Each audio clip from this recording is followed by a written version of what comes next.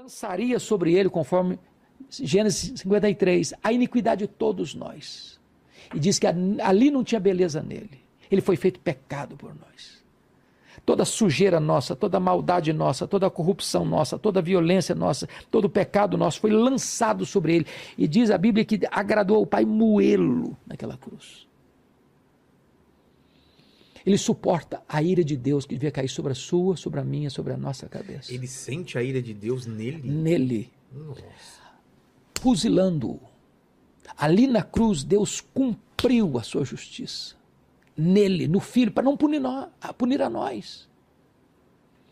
Isso aí é a essência do cristianismo. Sem isso não tem cristianismo. A morte de Cristo na cruz a gente chama de morte vicária, morte substitutiva. Ele morreu não como um mártir. Não foi a cruz, porque se você olhar para a história da igreja, teve mártires que sofreram mais. Que foram decapitados. Que morreram crucificados, passaram um dia inteiro na cruz, jogados aos leões, queimados vivos, torturados até a morte.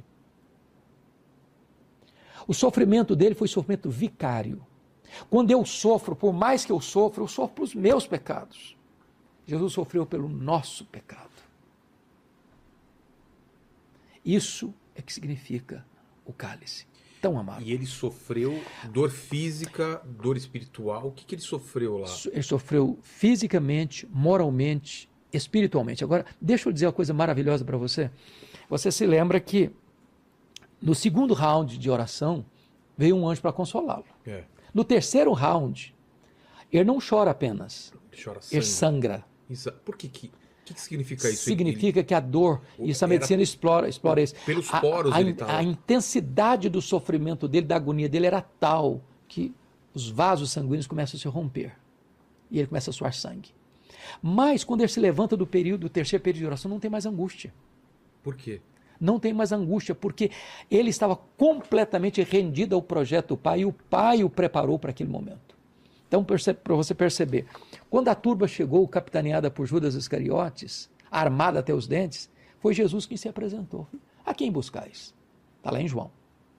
A Jesus Nazaré, pois sou eu, e caíram por terra. Quando Jesus foi levado para o sinédrio, e eles cuspiam nele, batiam com um caniço na cabeça dele, ele está firme como uma rocha. Depois, na sexta-feira de manhã, eles levam para o pretório romano. Quem está desesperado é Pilatos, e ele está firme, sereno. Quando ele está caminhando com a cruz, as mulheres estão chorando atrás dele, e ele pergunta, por que vocês estão chorando por mim? Não chore por mim, não, chore por vocês, por vossos filhos. Quando ele está pregado na cruz, ele transforma aquele patíbulo de horror num palco para a glória de Deus e profere 7 palavras na cruz. Pai, perdoa-lhes. Hoje mesmo estarás comigo no paraíso. Filho, eis aí a tua mãe. Mãe, eis aí teu filho. Deus meu, por que me desamparaste? Tenho sede. Está consumado. Pai, nas tuas mãos entrego o meu espírito. Cada palavra dessa é rica de significado. Então, qual o significado de ele... Pai, por que me abandonaste? Por quê? Porque naquele momento ali, ele tinha assumido o seu lugar, o meu lugar. Mas Deus abandonou ele? Literalmente. No sentido de que Deus aplicou no seu filho o golpe que devia aplicar em mim. Ah, tá. Porque, não Vilela, que Deus se retirou. Vilela, deixa eu dizer uma coisa maravilhosa para você. A doutrina essencial do cristianismo, que foi o ponto básico da reforma, chama-se justificação pela fé. O que é justificação pela fé? O que é isso? Quando eu disse lá no começo do calvinismo que você pode ter certeza da sua salvação, uma vez salvo para sempre, e não que você possa viver do jeito que você quiser viver, que está salvo, não, nada disso. Quem é salvo busca santidade, quer andar com Deus. Mas, o que aconteceu? Quando você crê no Senhor Jesus como seu salvador pessoal, significa o seguinte, que houve 3 transações na cruz e isso é operado a seu favor. Primeira transação na cruz, a Bíblia diz lá em 2 Coríntios 5, versículo 19. Deus estava em Cristo reconciliando consigo o mundo, não imputando aos homens as suas transgressões. O que é imputar? Botar na conta dele. Então Deus não botou na sua conta o seu pecado, a sua dívida. Qual o tamanho da sua dívida com Deus? Impagável. Numa parábola que Jesus contou, de 10 mil talentos, um homem precisava trabalhar 150 mil anos no primeiro século para ganhar 10 mil talentos, ou seja, impagável. Deus não botou na sua conta essa dívida. Botou na dívida, na conta de quem? Aí responde a Bíblia, 2 Coríntios 5, 21. Aquele que não conheceu o pecado, Deus o fez pecado por nós. Deus pegou toda a sua dívida e botou na conta do seu filho, lá na cruz. O que Jesus fez com a sua dívida? Ele rasgou a sua dívida, anulou-a e a encravou na cruz e deu um brado na cruz. Tetelestai. Está pago, está consumado. E é isso que significa está consumado? Está consumado. Não deve mais nada. Você está quites com a lei de Deus. Você está quites com a justiça de Deus. Agora, está escrito lá na terceira fase. Agora, aquele que não conheceu o pecado, Deus o fez pecado por nós, para que nele nós fôssemos feitos justiça de Deus. O que significa isso? Pega você um tribunal, porque justificação tem a ver com o tribunal de Deus, não é uma coisa que acontece aqui dentro, mas lá em cima no tribunal. Deus pegou sua ficha lá no céu, lá no tribunal, tinha uma dívida lá impagável, Deus não botou essa dívida na sua conta, botou na conta de Cristo, Cristo pagou essa dívida, você não tem mais dívida nenhuma, mas agora está escrito lá que Deus creditou na sua conta todo o crédito infinito da justiça de Cristo. Ele morreu por você, pelos seus pecados, em seu lugar. Isso significa que você está justificado, é mais do que perdão. Justificação é mais do que perdão. Perdão é um conceito negativo, justificação é um conceito positivo. Me permita explicar. Tá. Imagine você que você devesse R$1 milhão no banco. Está amarrado. Mas você não tem um centavo. Para, né? Ainda bem que só imagina, né? É, só imaginar. Vamos imaginar que o Paquito.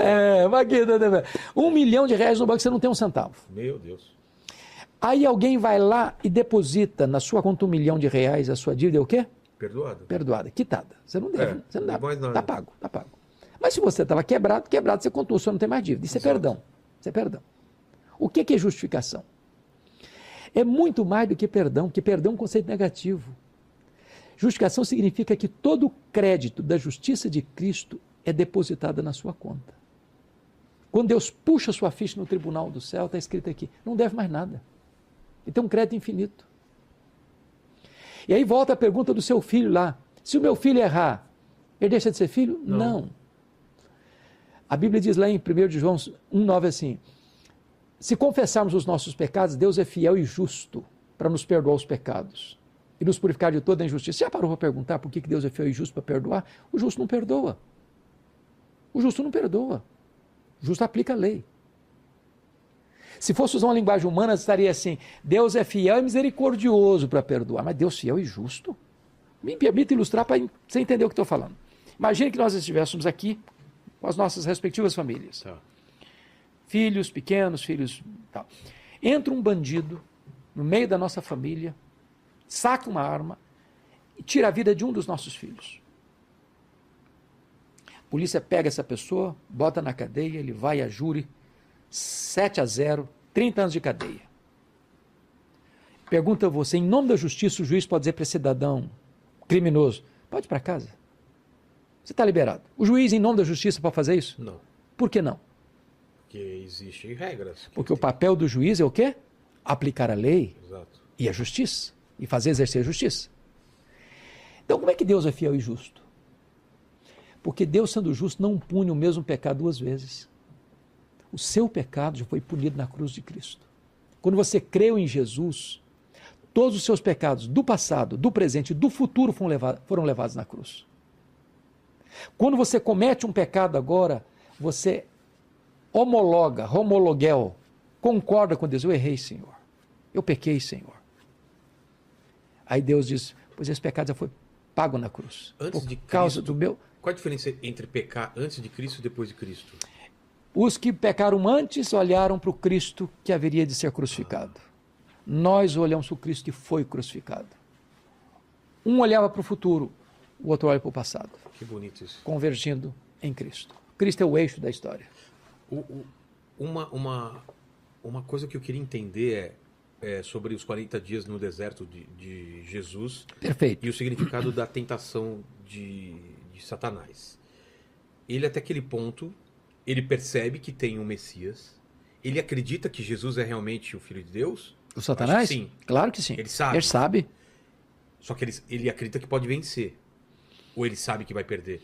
Porque quando ele oferece, quando ele faz aquilo é para deixar o caminho de Jesus menos valoroso, ou realmente ele está tentando vencer ele na fraqueza? Satanás não é onisciente. Só Deus o é. O Satanás, ele é muito inteligente. Ele A tem Bíblia diz isso. Não é porque ele está vivendo desde o começo dos tempos. Exato. Ele conhece muita coisa, mas ele não lê o seu pensamento. Ele não sabe, ele não tem esse poder. A Bíblia diz lá em 2 Coríntios 2,11 que nós não podemos ignorar os desígnios de Satanás. Porém, ele é um ser limitado. Tá. Só Deus é ilimitado. Mas ele faz milagres? Faz É? falsos milagres. Que pareçam milagres pra gente. Exatamente. Então, Os falsos mestres, os quando falsos ele oferece aquelas profetas. coisas para Jesus, ele poderia dar aquelas coisas para ele. Poderia. Não, veja bem, vamos por partes. Vamos por partes. Tipo Jack Nega- Stripador. Mas Então, veja bem. É claro que Satanás sabia que Jesus é o Filho de Deus, por isso que vem tentá-lo. Então, ele tenta Jesus em 3 frentes. Primeiro, uma necessidade física, depois de 40 dias de jejum. Claro. Então, Jesus retorna, reprova, derrota o Satanás, dizendo, nem só de pão viverá o homem. Jesus não age em benefício próprio e não age por sugestionamento de Satanás, porque a tese é essa: se és filho de Deus, ou já que és filho de Deus, então faça alguma coisa. Segundo, ele tenta Jesus numa falsa confiança. Atira-te daqui para baixo e cita a Bíblia, é interessante isso. Agora, Antônio Vieira, que foi um sacerdote católico, o maior orador que já pisou em terras brasileiras, disse que palavras de Deus na boca do diabo não é palavra de Deus, é palavra do diabo. As mesmas palavras? Por quê? Porque o diabo usa a palavra para tentar. Ele conhece, claro, ele conhece a palavra. E quando o diabo cita a Bíblia, ou ele tira ou ele acrescenta. Ele perverte o significado. Como muita gente aí também faz muita isso. gente faz isso hoje, varão. Então, o que acontece? Satanás, ao citar o Salmo 91 para Jesus, na segunda tentação, da falsa confiança em Deus, ele retira do texto uma parte do versículo. Guardarás em todos os teus caminhos. Atira-te daqui para baixo, porque está ordenado aos teus anjos que te guardem. Tá. Mas lá está escrito em todos os teus caminhos. Em outras palavras, quando é que Deus guarda a gente? Quando nós estamos andando nos caminhos dele. Entendi. Deus não tem nenhum compromisso com as nossas loucuras. Então, se Jesus se atirasse dali... Isso não era fé. Isso era loucura. Presunção. Exatamente. Presunção. Aí ele vai para o terceiro round da tentação. Leva ao alto monte, mostra os reinos do mundo. Tu te darei se prostrar me adorais. Primeiro ponto. O diabo é mentiroso. Ele não é dono de nada. Nunca foi. Nunca foi. A terra do Senhor é os céus, a terra é a sua plenitude. As riquezas minerais, vegetais, que estão no universo pertencem a Deus e não ao diabo. Então, esse é o ponto que é importante dizer. Importante dizer. É que o diabo ali estava mentindo, prometendo o que não tem. Ah, tá. Prometendo o que não tem. E ele sempre promete o que não tem. Ele promete mundos e fundos. Tem nada. Promete alegria, dá pesar, promete felicidade, dá culpa, promete saúde e arrebenta o cara, promete liberdade, escraviza, promete vida e mata. Então o diabo é um mentiroso, é um farsário. Então vamos lá. Ele sabe que Jesus é o Filho de Deus, ele sabe da missão, ele fazia ideia que ele ia ser crucificado, todo esse plano, ou não? Porque ele poderia impedir isso. Aliás, tenta, né? Porque... inclusive através dos apóstolos, quando falam, não, Jesus, você pode não... Como que é? Olha, olha o que está escrito, dentro da sua pergunta. Dos apóstolos, quando ele fala, para tentar evitar o que estava para acontecer. Ele está dizendo o seguinte, olha o que Paulo diz aqui em 1 Coríntios 2.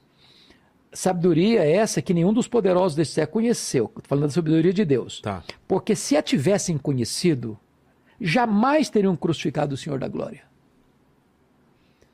Vamos dizer, o diabo se alia com o ser humano, porque existe essa parceria com certeza, muitas coisas que são feitas contra os cristãos, tem por trás a mão macabra do diabo. O diabo é o grande criador de falsas doutrinas. Exato. Doutrina de demônios, a Bíblia diz lá. Os falsos mestres, os falsos apóstolos, os falsos profetas estão manipulados por ele para disseminarem o erro. Então, na cabeça limitada dos inimigos, eles estavam, como você disse agora há pouco, impondo a Jesus uma cachapante derrota. Não sabendo eles que era uma conspiração divina para derrotar o plano deles. Mas o que eu acho interessante E completa isso que você está falando, é que os próprios apóstolos chegam num tempo que fala assim, Jesus, não, você vai ser morto e tal. Ele fala, deixa eu seguir o meu caminho. Não é tipo, fala que Satanás está falando pela voz deles, não é? Me permita deixar isso claro aí no texto. Está lá em Mateus 16. É isso? É quando Jesus... É muito curioso isso, porque o contexto ajuda a entender. Tá. Qual o contexto? Jesus está lá no norte de Israel, no extremo norte, lá nas fraldas do Monte Hermon, lá em Bânias, onde nasce o Rio Jordão, em Cesareia de Filipe, e faz uma enquete com os discípulos, perguntando assim, quem diziam os homens ser o filho do homem? Em outras palavras, o que o povo comenta a meu respeito? O que estão falando, de mim na internet? no Inteligência Limitada.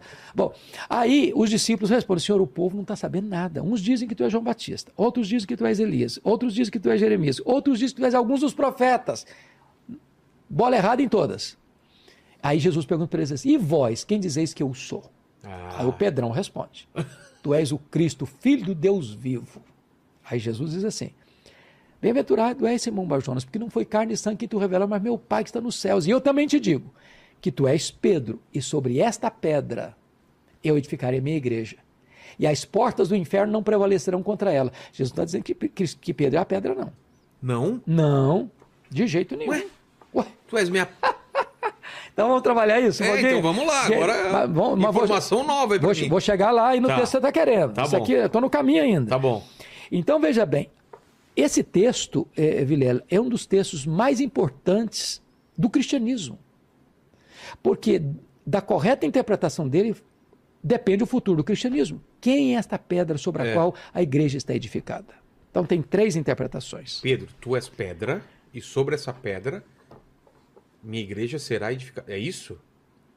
Eu também te digo que tu és Pedro, e sobre esta pedra edificarei minha igreja. Então vou explicar agora. Vou explicar. Tá. Então tem 3 interpretações na história da igreja. A primeira delas é que Pedro é a pedra.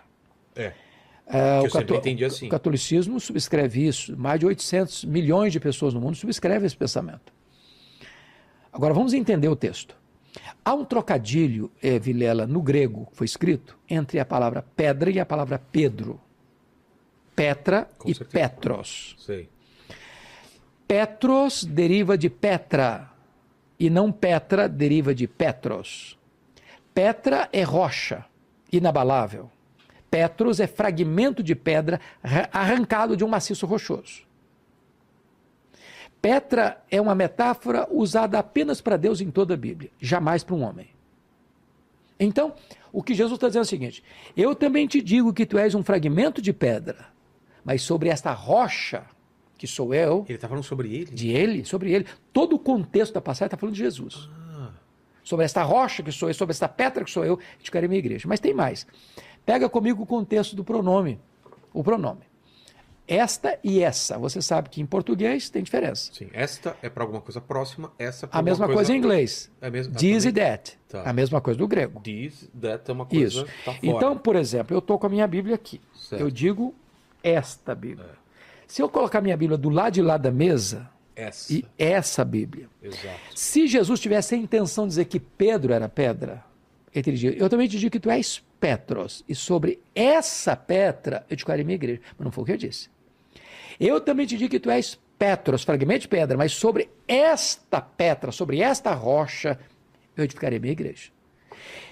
Segunda interpretação é que a pedra é a declaração de Pedro. Onde esta declaração... Não, a terceira. A primeira é que Pedro é a segunda é Jesus. Não, a segunda é que é a declaração de Pedro. Ah, tá.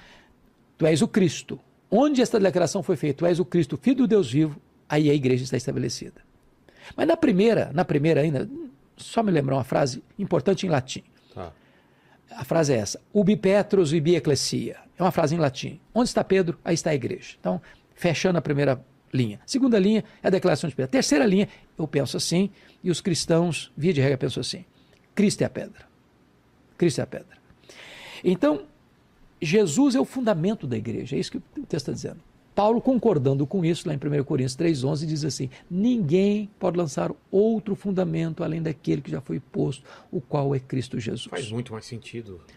Essa interpretação faz muito mais sentido. O próprio Pedro pregando lá no sermão em Jerusalém, e disse que Cristo e não ele é a pedra sobre a qual a igreja está edificada. Ah, é? Pedro vai dizer isso.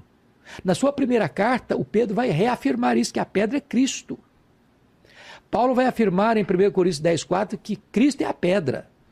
Então, não há nenhuma base no Novo Testamento para dizer que Pedro é a pedra. Então, Cristo é o fundamento da igreja, o dono da igreja, o edificador da igreja, o protetor da igreja. Bom, agora vamos entrar no texto que você está querendo. Tá. Então, quando Jesus deixa claro para os seus discípulos quem ele é, aí ele passa para uma nova fase do seu ensino. Uma nova fase do seu ensino. Que fase? Jesus nunca tinha dito para eles que ele tinha que ir para Jerusalém para ser crucificado. Não? Não. A primeira vez foi lá. Ah, é isso que eu queria saber.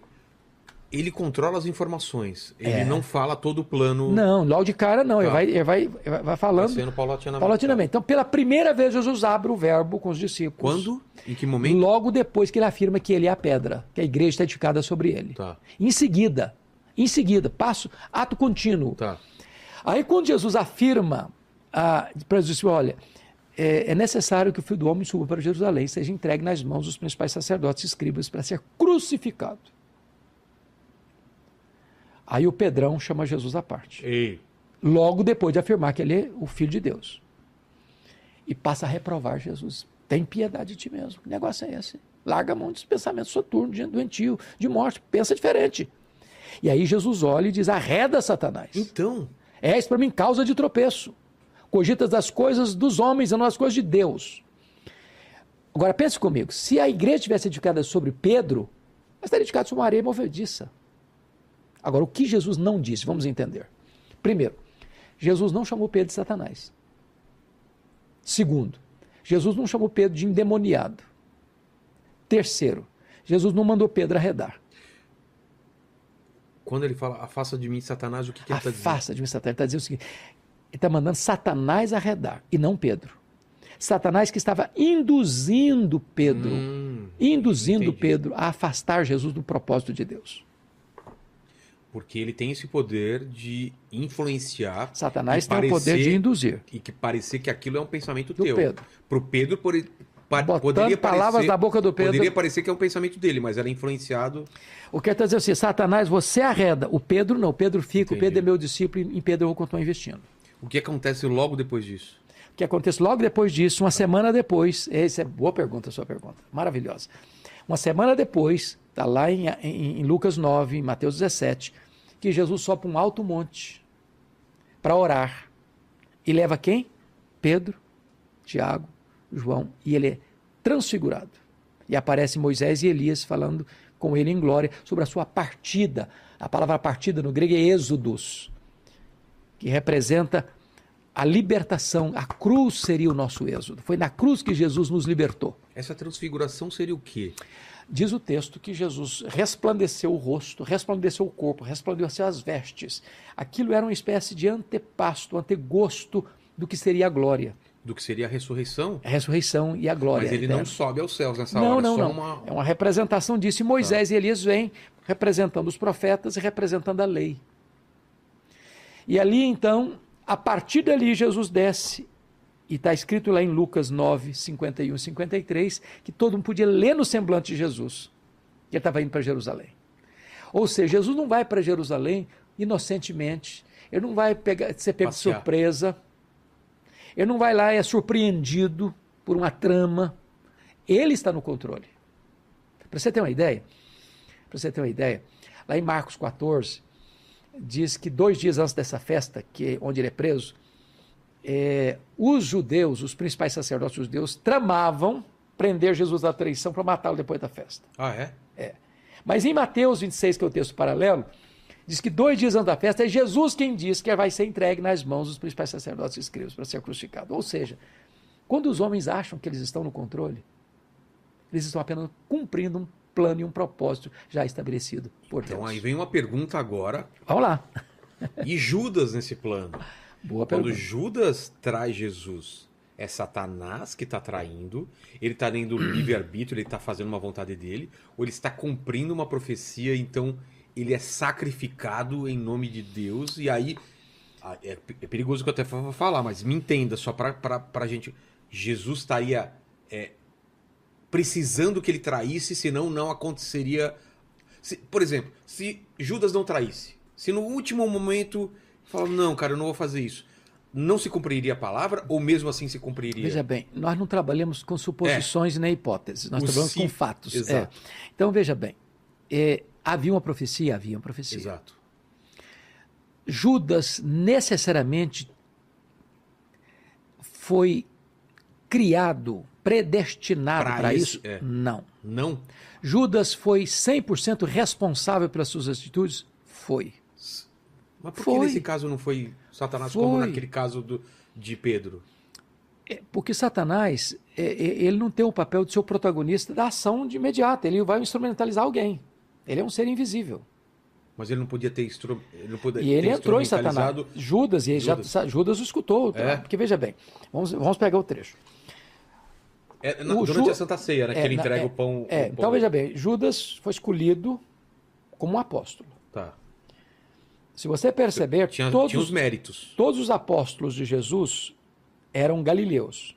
Só Judas não era galileu. Judas era judeu, era da Judéia. Qual o significado disso? Significa que não tem. Não tem porque os judeus tinham uma classe mais instruída. Tá. A Galileia tinha uma instrução maior.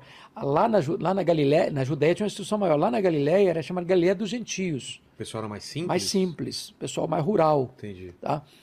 Então, Judas não só foi escolhido apóstolo, mas foi o único que recebeu um cargo de confiança. Tesoureiro. Que era tesoureiro. Tesoureiro. Então, quem cuidava do pagamento das coisas era o Judas, recebia o dinheiro, pagava e tal. E ele tinha a plena confiança dos seus pares. Até no final, se você perceber, lá quando Maria, lá em Betânia, pega aquele vaso de alabastro com um precioso perfume de nardo puro. É ele que fala aqui.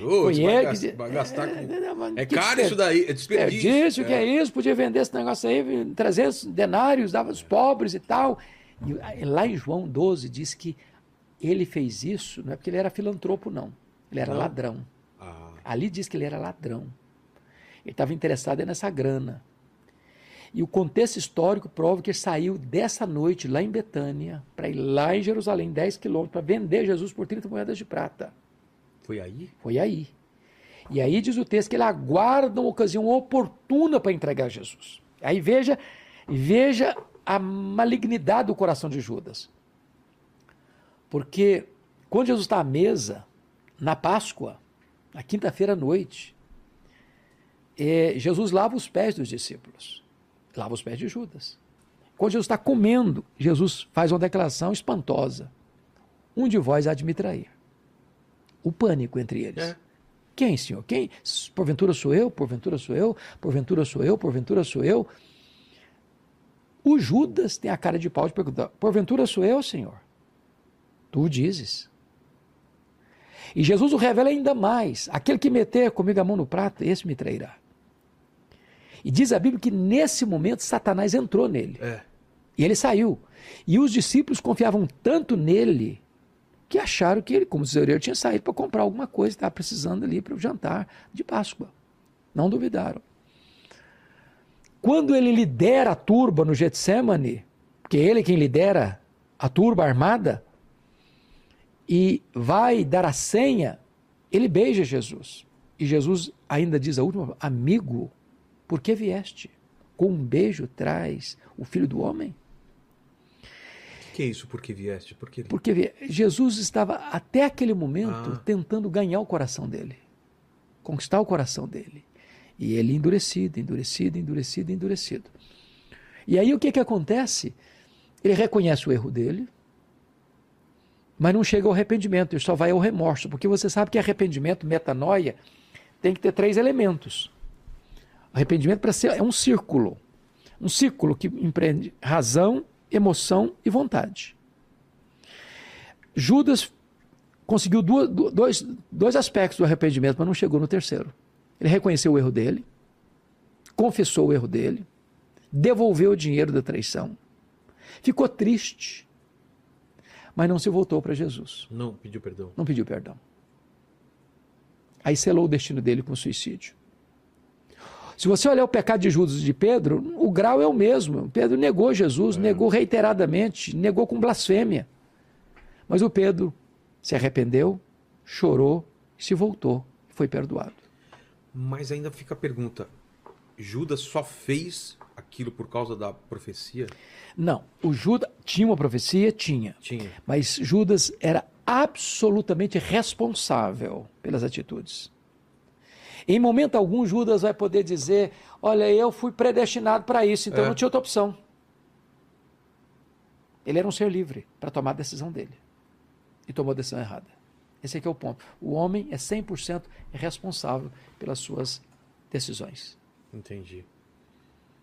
Então, quando ele se arrepende, ele se enforca, né? Ele não se arrepende. Ele tem remorso. Judas não se arrepende, ele se enforca. Ele não se arrepende? Não. Porque Mas ele se enforca? Não.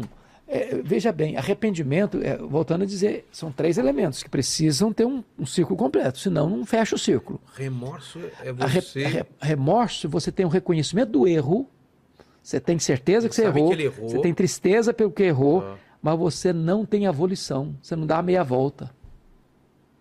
Você não acerta a situação. Ele teria o perdão de Jesus se ele pedisse perdão mesmo diante O que a Bíblia responde é que o Senhor não rejeita um coração quebrantado. Entendi. Nunca, nunca o Senhor rejeitou um coração quebrantado e arrependido. E vamos falar da crucificação em si. Tem a história dos 2 ladrões, né? Isso. Que um deles se arrepende ainda pertinho antes da morte de Cristo. E ele fala que ele é salvo só por aquele arrependimento. Ele entende quem é aquele homem. E o que isso significa pra gente? Qual é a mensagem? A mensagem é maravilhosa. Então veja bem, o que aconteceu na cruz? Se você ler o registro de Mateus... Não sei se Dimas é o nome dele real. Não, a Bíblia não menciona. Mas de onde vem Dimas? É tradição. Tá. Então veja bem, os 2 estão blasfemando no começo. Ah, é? Mesmo ele? Ele, inclusive. E a Bíblia não diz quando, como houve a mudança de chave no coração dele. Mas muito provavelmente, ele começa a observar a primeira palavra de Jesus na cruz. Qual foi a primeira palavra? Pai, perdoa-lhes, porque não sabem o que fazem. Percebendo que o cara, sendo inocente, ele está lá na cruz porque ele cometeu pecados graves, ele era um criminoso. E a pena de morte naquela época era a cruz, no Império Romano. Mas Jesus não. Aquilo mudou nele. Então, ele reconhecendo isso, disse, Senhor, repreendeu o colega dele. Nem ao menos temos a Deus, estando sob igual sentença. Nós, por justa razão, estamos aqui. Mas esse nenhum mal fez. Aí ele se volta para Jesus, Senhor, lembra-te de mim quando vieres no teu reino. E Jesus responde, em verdade te digo que hoje mesmo estarás comigo no paraíso. Então, o que tem isso a ver para nós? Primeiro, mostra que a salvação não é pelas obras. Com certeza, senão ele não Se conseguiria. Fosse, ele não era o cara. Exato. Segundo, salvação, ela não é fruto de qualquer rito religioso. Que não deu para descer da cruz, ser batizado, frequentar a igreja e tal, cantar no coral. Terceiro, a salvação não é um caminho que eu abro da terra para o céu, com as minhas próprias mãos, com o meu próprio mérito. Então ninguém chega no céu dizendo, eu vim aqui receber a medalha de honra que eu mereço. Sou um cara maravilhoso e eu mereço, então vim receber meu prêmio. Não. Salvação é uma expressão exclusivamente da graça. Não mérito humano, é graça de Deus.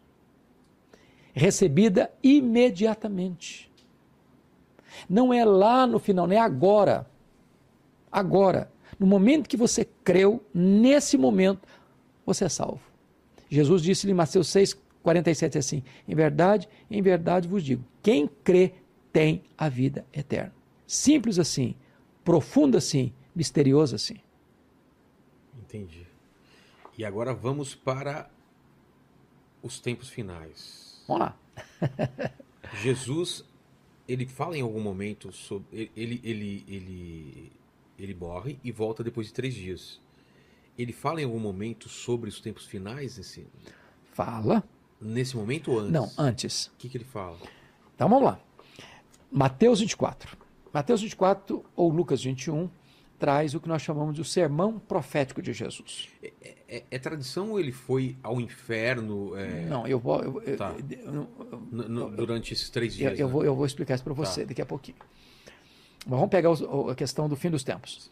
Então Jesus está em Jerusalém, lá no templo. E o templo de Jerusalém, você sabe disso, construído por Herodes o Grande, é que governou do ano 27 ao ano 4. Esse é o segundo templo. Esse é o segundo templo, mas ampliado e embelezado, Sim. tão magnificente quanto o templo de Salomão. Então, os discípulos que eram mais uma região rural, lá do interior, sempre que chegavam em Jerusalém era grande obra arquitetônica. Então eles olharam e disseram, mestre, vede que construção, que beleza, que obra fantástica, diríamos, que obra de engenharia, que portento. Aí Jesus respondeu para eles assim, pois não ficará pedra sobre pedra. Aí Jesus sai dessa região do templo, sobe para o monte. Você teve em Jerusalém algumas vezes, né? Então você lembra que você está olhando do Monte das Oliveiras e olhando de frente para onde era o templo. E eles chegam lá e dizem, mestre, quando sucederão essas coisas? Ou seja, quando é que esse templo vai ser destruído? E que sinal haverá da tua vinda e da consumação dos séculos? Então estão fazendo duas perguntas. Quando vai ser destruído o templo e quando vai ser o final dos tempos, segunda vinda. Então Jesus começa assim, vede que ninguém vos engane. Primeiro sinal da segunda vinda de Cristo, engano religioso. Normalmente hoje surgem 5 novas religiões todo dia. Os falsos mestres, os falsos profetas, as falsas igrejas, os falsos pastores, os falsos ensinamentos, por aí afora. Haverá guerras e rumores de guerras. Só no século XX nós tínhamos 2 sangrentas guerras mundiais, guerras tribais, guerras étnicas, guerras religiosas, o mundo um barril de pólvora. Terremotos, agora, né? Inclusive agora. Terremotos em vários lugares. Houve mais terremotos do século XX para cá do que no restante da história. Haverá fomes e pestilências, as pragas, as pestilências, as epidemias, as pandemias. Nós fomos assolados por um recentemente. Haverá que mais? Perseguição religiosa. Vos matarão, vos perseguirão. Do século XX para cá, mais cristãos foram martirizados que em todo o restante da história. Nas mãos de quem? Do comunismo ateu. Das religiões, às vezes, radicais. O que mais vai ter? Esfriamento do amor. O amor se esfriará. O que mais vai ter? A pregação do evangelho em todo o mundo. E hoje, veja você, a internet, o seu programa agora, que tem aqui 7.300 pessoas acompanhando ao vivo, e depois vai subir para uma plataforma do YouTube, e talvez centenas de milhares. No YouTube. Então. E tem alguém na Inglaterra assistindo, alguém no Japão assistindo agora. Então, não tem nada mais incrível do que a internet hoje para que o evangelho seja pregado em todo o mundo. Que mais? A apostasia. E você está vendo que muitas igrejas se renderam ao liberalismo e se fecharam. A apostasia é afastamento da verdade de Deus. Então, se você percebe a igreja na Europa, está morrendo. Você percebe o sincretismo religioso, templos lotados, mas não tem evangelho. Não tem evangelho. É prosperidade, é cura, é milagre, é isso, é aquilo, aquilo outro, mas o evangelho de Cristo, simples, puro, verdadeiro, não é pregado. Então, apostasia. Mas o homem da iniquidade, que é o anticristo, e aí talvez entra naquilo que você quer saber daqui a pouquinho, onde o mundo está preparado, Vilela, para uma agenda global. Quando eu olho hoje essa agenda global da desconstrução dos valores, da desconstrução dos pilares da nossa cultura judaico-cristã, você começa a perceber que é a montagem do cenário para a manifestação do homem da iniquidade. O palco está pronto. O palco está pronto. A segunda vinda de Cristo está mais próxima do que imaginamos. Eu abri aqui o seu livro na abertura dos 7 selos, né? Que é uma... Aqui, ó, Paquito. Ó, que é uma parte do Apocalipse onde começa a falar sobre os cavaleiros do Apocalipse. O que seriam os 7 selos e as 7 trombetas? Mas, mais uma vez, eu vou pedir...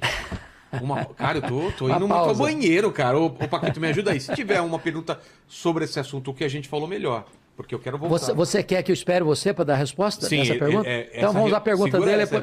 Aí você volta com a pergunta depois. Ó, vamos lá. A Amanda, que é nossa membra aqui, ela mandou uma pergunta aqui que é quase a Bíblia inteira, tá? Então vamos lá.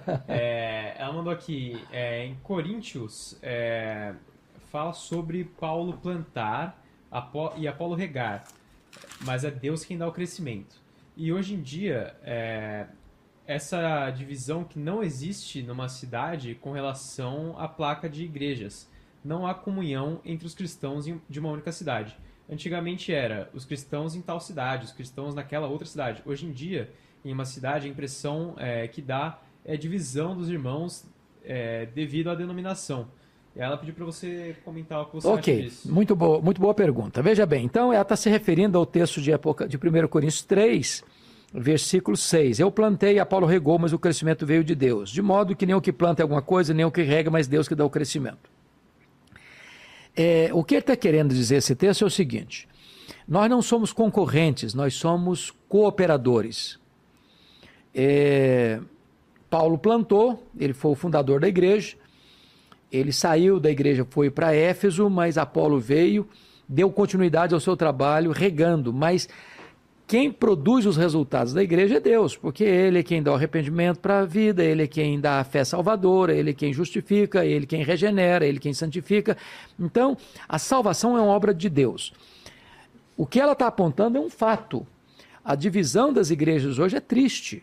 É triste, porque às vezes as igrejas, em vez de estarem se unindo para pregar o evangelho, elas estão competindo umas com as outras. Eu estou falando de igreja, não estou falando de seita, que pregam heresia, que desvirtua a verdade, porque nós não podemos nos unir a não ser na verdade. Não existe união, ecumenismo, no sentido de juntar, não importa o que você crê, vão estar juntos, isso está errado, a Bíblia não ensina isso.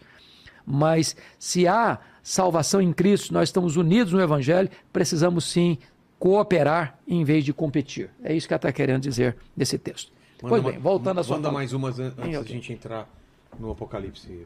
Então vamos lá. Perto desse tema, acho que não vai ter algo muito próximo assim. Mas deixa eu ver os assuntos. Mas o Alan Cavalcante, ele perguntou aqui qual a relação dos anjos caídos com os eleitos de Deus. Todo salvo e regenerado faz parte de um grupo que irá substituir a terça parte de anjos caídos? Não, uma coisa é anjo, outra coisa é ser humano. Não tem nada a ver. Nada a ver uma coisa com outra. A única coisa que aconteceu, não sei se é na Bíblia ou está em textos apócrifos, é o lance dos Néfilis, né? Da união de alguns anjos caídos com humanos e nasceram gigantes. Ou não? Não, eu não penso assim, não posso concordar com isso. Eu vou dizer por quê. Tá. Eu não posso concordar com isso. Embora muitos cristãos acreditem nisso, pessoas muito bem conceituadas acreditem nisso. Eu não creio assim. E vou lhe dar as razões. Primeiro, Jesus disse que no céu nem se casa, nem se dá em casamento, seremos como os anjos. O que significa isso? Que os anjos são assexuados. Os anjos não são uma raça. Os anjos não procriam. Entendi. A mesma quantidade de anjo que Deus criou é a quantidade que existe. Tá. Nem mais, nem menos. Então, o anjo não tem relação sexual. Segundo, se hipoteticamente fosse um anjo tendo relação com uma mulher, o que nasceria daí é um ser híbrido. Quando você fala de um gigante ou de um anão, você está falando de um ser humano pleno. O que está definindo aí é a estatura dele, não a natureza dele. Então, o que o texto quer dizer lá, dos filhos dos homens se unindo com as filhas de Deus, é a mistura de casamento da geração corrompida de Caim com a geração piedosa de Sete. Está falando de casamento misto e não de sexo de anjo com mulheres. Mas seriam seres diferenciados, esses gigantes? Você encontra na história várias situações lá dos filisteus, por exemplo, não só lá na época de Gênesis, Davi e Golias. Então, tem casos sim de homens de tantos metros de altura. E hoje mas não seriam filhos de anjos com... Não, eu não posso crer nessa possibilidade, porque para mim isso contraria o todo das Escrituras. E uma das regras da hermenêutica é que a Bíblia interpreta a Bíblia. Entendi. Eu não posso... A outra pergunta tinha a ver com essa ou não? É da terça parte, né? O que era? Então, a ideia dela é a seguinte, é que como uma terça parte dos anjos caíram, se eu vou entender Apocalipse 12:3 nessa linha literal, um terço das estrelas caíram, e eu quero crer que é assim, é como se os homens salvos, os eleitos de Deus, fossem para completar essa quantidade de anjos que caíram. Não tem nada a ver isso. Então vamos para o Apocalipse. se Você falou dos pudesse 7 selos. mas só dá um panorama. Panorama, boa. Por que esse livro ele é tão enigmático, ele é escrito dessa forma? Em que contexto? Qual a mensagem que ele queria passar para aquela época e para a gente, né, hoje em dia? Então vamos pegar o contexto histórico para entender. João é o último apóstolo de Jesus vivo. Os outros todos já tinham sido martirizados. Eu estou falando aí por volta do ano 96. Tá. Domiciano, o imperador romano, assume o governo em 81, indo até 96. Domiciano foi chamado de o segundo Nero, ou Nero redivivo, pela maneira truculenta como ele perseguiu os cristãos. Então, se você pega os imperadores, Júlio César, César Augusto, Tibério César, Calígula, Cláudio, Nero, Tito Flávio, Vespasiano, Domiciano, concluindo com Galba no final do primeiro século, nós estamos falando da maioria desses homens que não eram fluxo e cheira. Tá.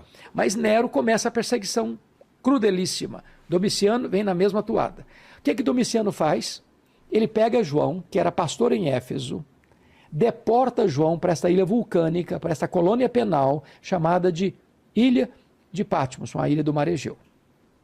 Então João está ali, isolado, é como se fosse a última pá de cal na sepultura da igreja sofrida. Quando Deus então abre uma porta para ele no céu e diz, sopra aqui que eu te mostrarei, não as coisas que talvez aconteçam, não as coisas que podem acontecer, mas eu te mostrarei as coisas que devem acontecer. Então o Apocalipse é uma revelação de Deus, numa linguagem muito simbólica, para um povo que está sendo massacrado, torturado e martirizado. Por isso, a riqueza de símbolos. Para quê? Para que aqueles que são de Deus entendam, aqueles que são inimigos de Deus não decifrem. Qual é o esboço de Apocalipse? É fácil de você memorizar o esboço de Apocalipse. Então você está dividindo esse livro, e quem fez isso melhor para mim foi William Hendrickson, no que se chama de 7 sessões paralelas e progressivas. Ou seja, o livro de Apocalipse não é uma linha retilínea, do ponto A ao ponto B. O livro são 7 sessões paralelas e progressivas, onde a mesma verdade central é sempre enfatizada progressivamente. Qual é a verdade central do livro? É a vitória de Cristo e da sua igreja, na sua segunda vinda e no juízo final. Então, primeira sessão, os 7 candeeiros, as 7 igrejas, capítulos 1 a 3. Segunda sessão, capítulos 4 a 7, os 7 selos. Os 7 selos são a perseguição do mundo à igreja. Terceira sessão, capítulos 8 a 11, as 7 trombetas. O que são as 7 trombetas? O juízo parcial de Deus ao mundo que persegue a igreja. Por que parcial? Porque você vai ver que as trombetas são tocadas e atingem-se o quê? A terra, os mares, os rios, os homens. E sempre um terço. Por que um terço? Porque o juízo vem misturado com a misericórdia. Cada trombeta de Deus é Deus dizendo, olha, se prepara, se arrependa, tem chance ainda. Depois você tem nos capítulos 12 a 14, o levantamento do quarteto do mal. Capítulo 12, o dragão. Capítulo 13, o anticristo, que é a besta que surge do mar. O falso profeta, que é a besta que surge da terra. E no capítulo 14, a grande Babilônia. Quinta sessão, capítulos 15 e 16, que é as 7 taças da ira de Deus. Agora o juízo é pleno, completo. Chegou a cena do juízo final, não tem mais chance. Depois a sexta sessão, capítulos 17, 18 e 19, é a queda do quarteto do mal em ordem inversa. Capítulo 17 e 18, a queda da grande Babilônia. Capítulo 19, a queda do falso profeta e do anticristo. E vem a última sessão, dos capítulos 20 e 22, que é a cena do juízo final e o lançamento do diabo, da morte e de todos aqueles cujos nomes não estão escritos no livro da vida no lago do fogo.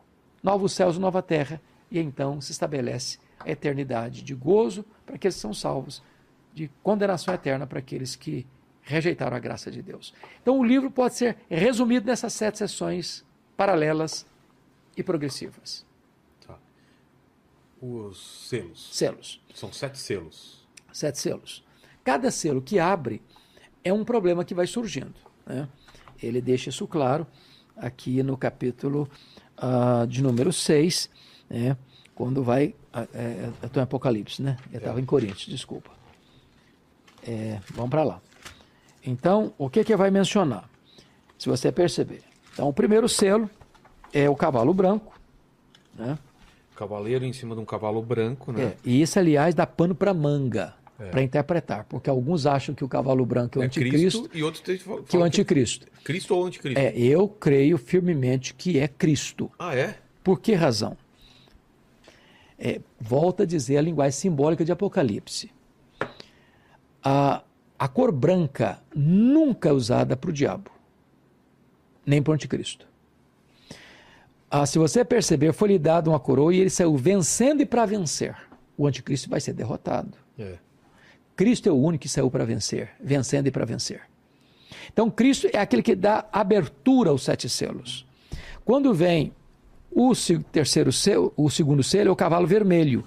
Ele está falando das guerras. Depois vem o terceiro selo, que é o cavalo preto. O que ele está falando? Ele está falando da fome. Escassez. Da escassez. Depois vem o quarto selo, que é o cavalo amarelo. É o pálido. Que é o pálido, que trata da morte e do inferno. Depois ele está tratando do quinto selo, que são as almas que estão lá no céu, reivindicando justiça, né? E vem o sexto selo, que é exatamente a figura do que é a segunda vinda de Cristo. Porque veja você, no versículo 13, as estrelas do céu caíram pela terra, como figueira, quando abalada por vento forte, deixa cair os seus figos. O céu recolheu-se como um pergaminho. E a pergunta é, quando vai se dar isso? Na segunda vinda de Cristo. Então, cada sessão vem trazendo a segunda vinda de Cristo. Mas isso não inviabiliza o primeiro cavalo ser montado por Cristo, sendo que ele vem nesse... Não, sabe por que não? Por quê? Por uma razão muito simples. Quem está no controle da história não é o diabo, é Jesus. Então, mas ele vem logo no começo? A vinda Sim, dele é no começo? Quem desata o selo é ele. Tá. É ele, a história não está à deriva. Quando você fala de guerras, de rumores de guerras, de fome, não é que isso pega Deus de surpresa e fugiu do controle de Deus, não. Deus está no controle. A história tem as rédeas nas mãos dele. É ele quem dá a abertura dos acontecimentos. A soberania é plena dele. Aliás, uma coisa bonita, curiosidade para você. O livro de Apocalipse é o livro do trono, da soberania de Deus. A palavra trono aparece 67 vezes no Novo Testamento. 47 vezes só em Apocalipse. 12 vezes só no capítulo 4. Ou seja, antes da história entrar por essa luta imensa da perseguição, você vê Deus no trono e o Cordeiro com o livro da história em suas mãos. Ou seja, a igreja pode ter confiança de que, não importa o que vem, Deus está no controle e a história caminha para a sua consumação. E a consumação é a vitória de Cristo e da sua igreja. O arrebatamento vem antes, durante ou depois? A tribulação.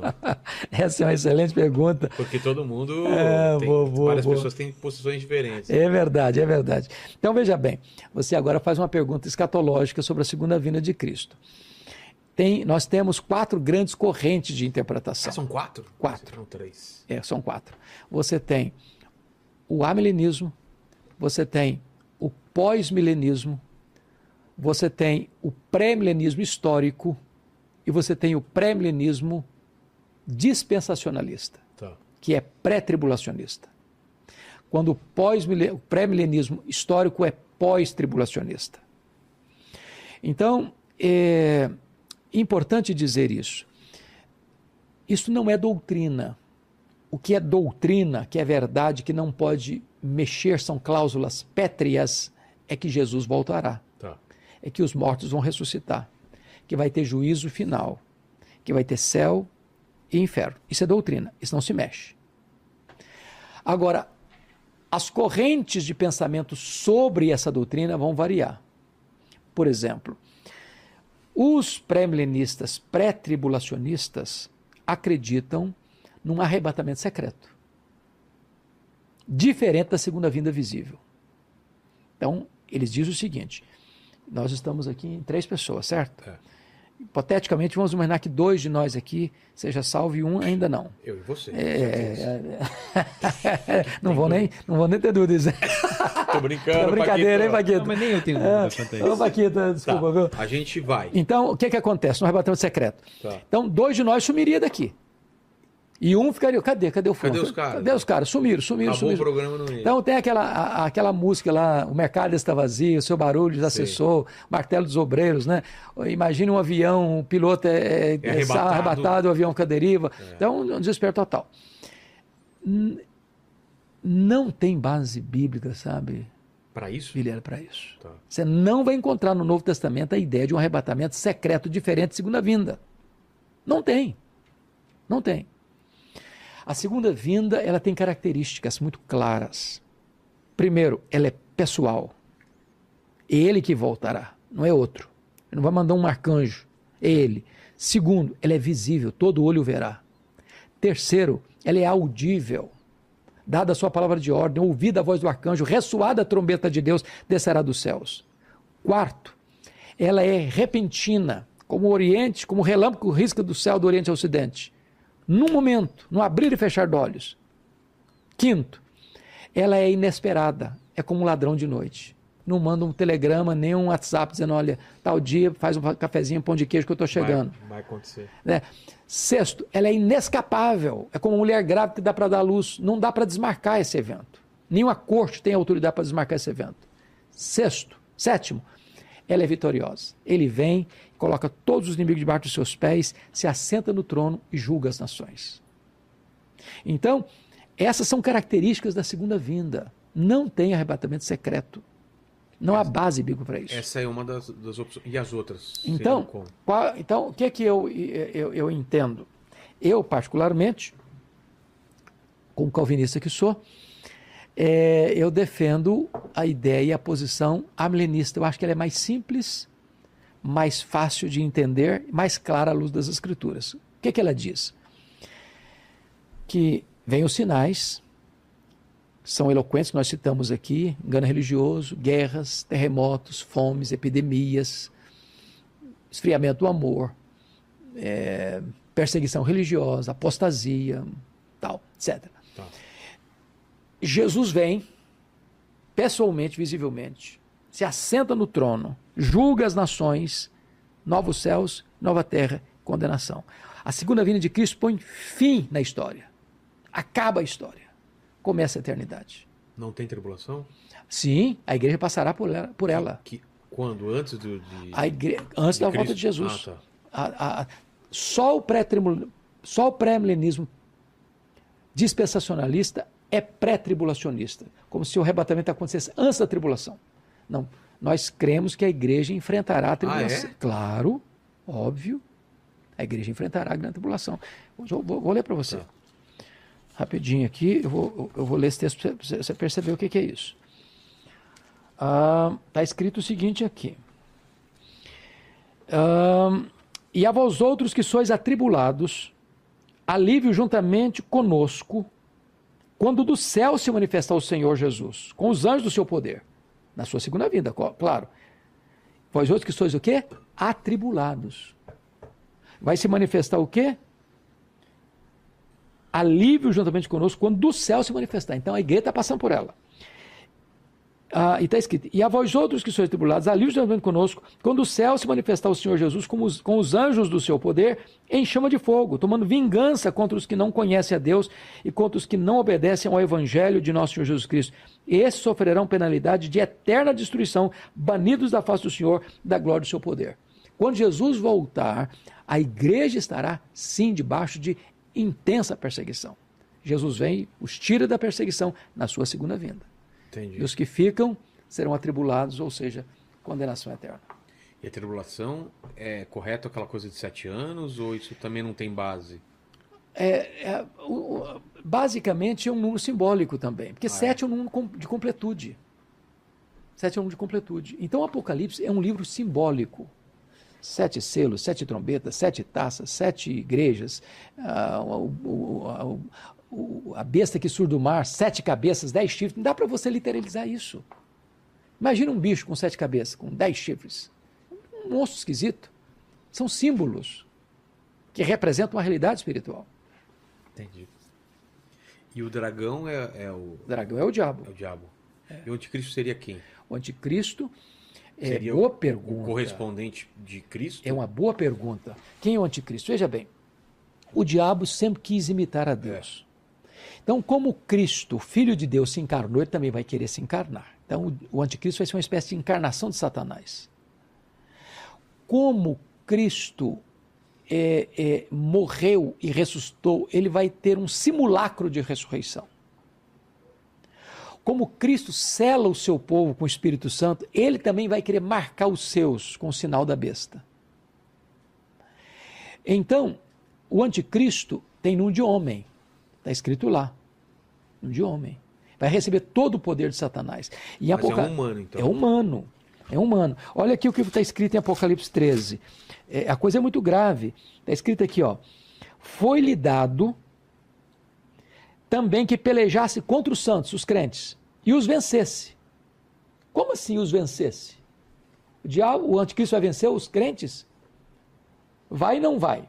Agora, preste atenção. Deu-se-lhe ainda autoridade sobre cada tribo, povo, língua e nação, e adorá-lo-ão todos os que habitam sobre a terra, aqueles cujos nomes não estão escritos no livro da vida do Cordeiro, que foi morto desde a fundação do mundo. Nenhum crente verdadeiro vai adorar o anticristo. Nenhum. Jesus não vai perder nenhuma das ovelhas dele. Não pode ser enganado? Não, não pode. Nenhum salvo vai ser enganado. O que significa isso? Significa o seguinte, que é como se o anticristo chegasse para você e falasse, ou você nega Jesus ou eu te mato. Ah, tá. Aí o crente diz, eu prefiro morrer do que negar Jesus. Aí o cara mata o cidadão. O anticristo venceu, matou. Mas aquele que é de Cristo venceu, porque está escrito aqui, ó, no 12. Eles, pois, o venceram por causa do sangue do Cordeiro e por causa da palavra do testemunho. Ou seja, palavra do testemunho é martiria no grego. Quando um crente morre pela sua fé, ele está vencendo o diabo. O que o diabo queria era que ele se apostatasse da fé. Então, morrendo por causa da sua fé, ele vence o diabo. Então, nenhum crente vai seguir o anticristo, mas todos os que não são verdadeiramente convertidos vão seguir o anticristo. Vão ter duas alas só. Os salvos e os que vão se render ao anticristo. Qual é o poder desse anticristo? Está escrito aqui. O poder de humano ou o poder de... Está escrito aqui. Olha aqui. Olha o que está escrito aqui. E adorarão o dragão, o diabo, porque deu a sua autoridade à besta. O diabo deu a autoridade ao anticristo, à besta. Também adoraram a besta, dizendo, quem é semelhante à besta? Quem pode pelejar contra ela? Essa é a grande pergunta. Vai ser um ser humano com um poder tamanho nas mãos, que a pergunta é, quem tem poder de lutar contra essa pessoa e prevalecer sobre ela? E aí o texto vai dizer que foi-lhe dado que pelejasse, né, contra os santos e os vencesse. Então ele tem um poder sobrenatural, o poder do próprio diabo. Que vai enganar muitos, mas não os cristãos. Não os cristãos, não os eleitos. Que ele vai parecer Cristo. Ele vai parecer Cristo, vai fazer milagres extraordinários. Entendi. Então, é o engano religioso. Mas, pastor, a gente está próximo disso ou não? Muito próximo. É mesmo? Muito próximo. Muito próximo. Tem vários sinais. Ô varão, se você ler atentamente... E o papo da reconstrução do templo? Essa é uma outra conversa que preciso passar por um checklist. Porque essa é uma linha do dispensacionalismo que faz uma distinção entre Israel e igreja. Exato. Não existe essa distinção no Novo Testamento. Não? Não. É só você ler Efésios. Qual é a grande tese de Paulo aos Efésios? Que Deus formou de dois povos, judeus e gentios, um só povo. O que é igreja? O que é igreja? Está escrito aqui nas Escrituras. Aqui Apocalipse 5, versículo de número 9. Que ele comprou com o seu sangue aqueles que procedem de toda tribo, povo, língua e nação. De tal maneira que, olha, versículo 9, digno é de tomar o livro e de abrir os selos, porque foste morto e com teu sangue compraste para Deus os que procedem de todo tribo, língua, povo, nação. Então, O que é a igreja? Ela é formada de todos os povos, de todas as raças, de todas as línguas. Judeus e gentios fazem parte de um único povo, que é a igreja, que é a noiva do Cordeiro, que é o corpo de Cristo, que é o povo lavado no sangue do Cordeiro, que vai morar com Cristo no céu. Então não tem Israel e igreja distinto, é um povo só. Não, mas a pergunta era... A construção do templo. Isso. Então você não tem base neotestamentária para a ideia de que tem que reconstruir um templo. Não é necessário, então. Porque essa é a ideia gera uma confusão. É a ideia de que tem que voltar todo o judaísmo, voltar todo o sacrifício judaico. E os 144 mil?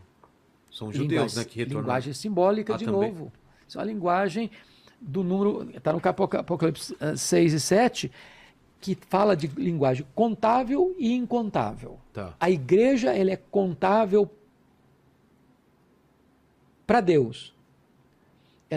Mas é incontável para os homens. Ela é 144 mil. Isso é um símbolo da completude da igreja.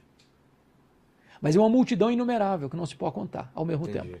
Então, se você literalizar o livro de Apocalipse, você vai ter problemas de hermenêutica.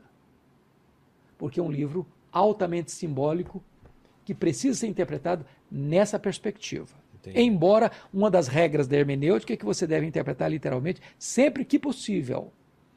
Mas não dá para você também interpretar um texto que é simbólico literal, porque você vai criar dificuldades. Como eu disse para você, o que são 7 selos? O que são 7 trombetas? O que são 7 taças? O que é esse negócio de um bicho que sai do mar, um bicho que sai da terra, um dragão cuspindo fogo, a noiva, a meretriz? São figuras de linguagem que representam a realidade espiritual. Entendi. Paquito, alguma dúvida?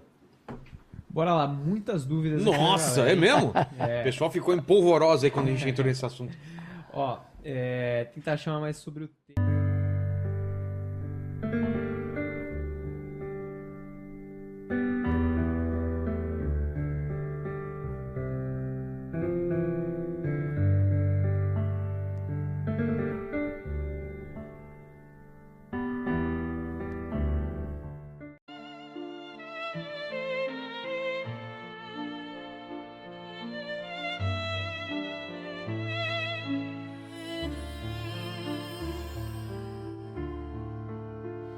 Beneath the stars we whisper dreams. A violin plays soft, it seems. The night unfolds its velvet wings. We dance on air like fancy things. A crescendo builds with every beat. Our hearts, they dance in perfect heat. The world is ours in silent screams. We're floating high on whispering dreams. Together we are one sweet song. The night won't be too late, too long. Our melody will carry on in every note where we belong. The orchestra, it swells to life. The strings, they cut the dark like a knife. Your voice an echo in my soul. In every verse we find the goal. Oh, violins, they cry so pure. In every touch we find the cure. Your hand in mine, the music flows. In whispered dreams, the magic grows. Together